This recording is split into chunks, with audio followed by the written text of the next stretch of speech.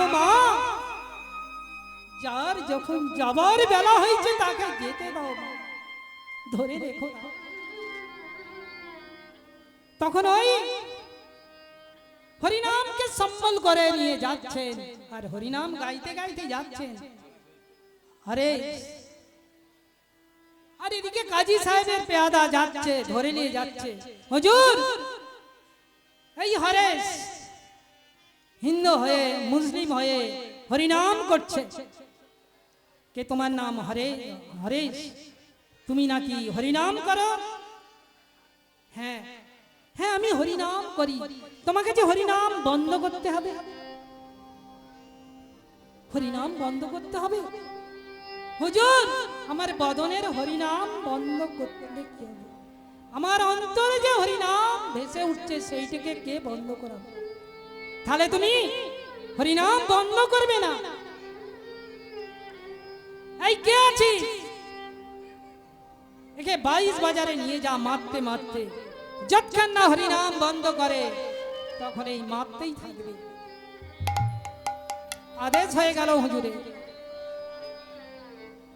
দুজন পেয়াদা বাঁধলো দড়ি পায়ে, আর তিনজনে মেরে মেরে যাচ্ছে। হরিনাম ছাড়, হরিনাম ছাড়। ওই একটা করে পেটের আঘাত মারছে আর বলছে হরিনাম ছাড়। তখন বলছে হরিদাস, প্রভু গো,